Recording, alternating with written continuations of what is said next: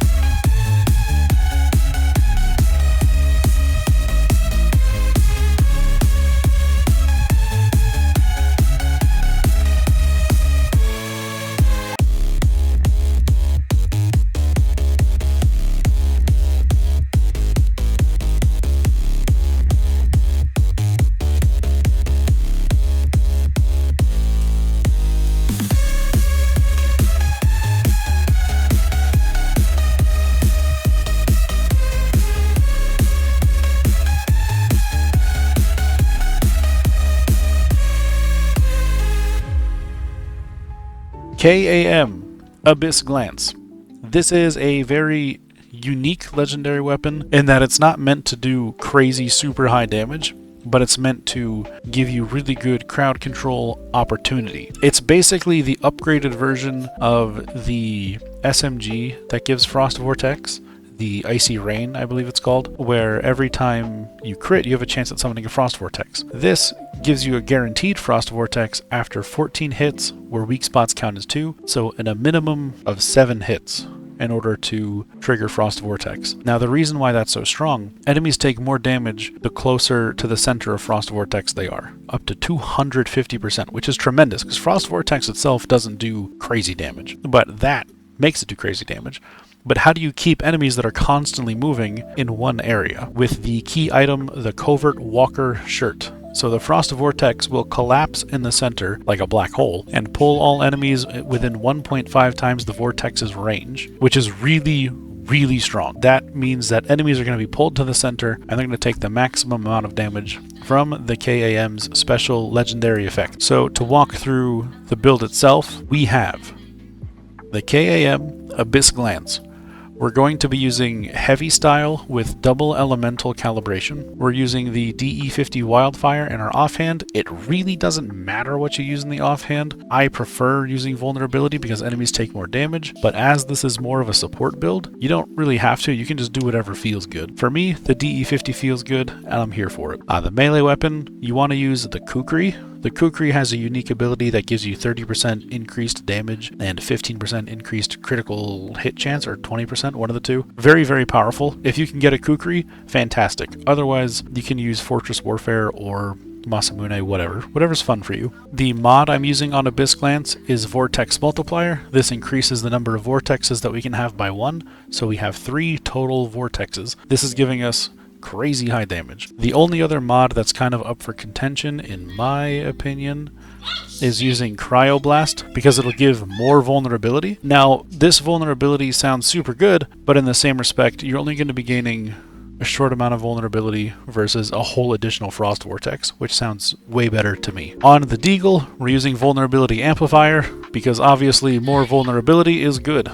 And this gun does that, so do more good is good. It's great. It's fantastic. For our armor, we are using the low HP version of this build to maximize our damage output. So we're using Treacherous Tides, 3 pieces. We are using Shelterer, 2 pieces. And then we already talked about it, but the Covert Walker shirt key item. On the helmet, we're using Deviation Expert to give us more fire rate and status damage. I'm doing a lunar one to give us more elemental damage and more status damage. On the shirt, I'm using Ardent Shield because this is my strongest lunar for status and elemental damage, but also it just does a really good job at keeping us alive so that we don't take crazy high damage in one singular hit. It's very strong. On the pants, I'm using Abnormal Increase because I can't really think of what else would really be good. Elemental Resonance is nice. I just don't think we're ever going to actually do enough elemental damage to max it out. Precision Charge is really good, but the problem is if we're fighting an enemy that does not have a weak spot, we are just not gaining anything for that, which leads me to Abnormal Increase.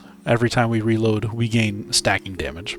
It just seems like the best one to me. On the boots, I'm using Rush Hour. Less health means more damage. We're low health because it's a low HP build, therefore more damage. The gloves, I'm using Status Enhancement because we're enhancing our status damage, which is fantastic. On my mask, I'm using Obliteration. We're looking for a Frost Vortex specific for both your gun and your mask because you want to focus Frost Vortex damage, Frost damage, and I would argue Frost Vortex duration. You don't need it, but it helps for when you're reloading and you have that little bit of downtime to make sure that everybody's still held in place. With weapon in my hand, I have 172 status and 91 frost elemental damage. You want these to both be as high as you possibly can. Don't really focus down one specifically over the other, but I just use things like status enhancement instead of elemental overload because it gives me more, and I think it's better personally. I'm going to test that real quick.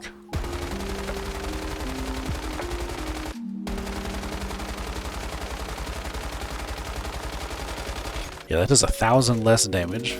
Status enhancement is way stronger. Alright, so for the Cradle, I am using Anti-Void since we're using an assault rifle. Therefore, assault rifle do more damage. That's good. We're using Rapid Aid so we can heal more when we do need to heal. Tactical Leap because jumping is tactical and it gives you an advantage. You gain more damage so long as you're airborne and then maintain that stack by just jumping. Deviant Energy Defense to give us a shield. We're low HP. Shields are important. Status Enhancement to give us more status damage. Elemental Sense to give us more elemental damage. Extreme Freezing. So this is the neat part. This is why it synergizes with the Abyss Glance so well as a support build. When dealing frost damage, do more damage up to 10 stacks and then freeze them when they're fully stacked.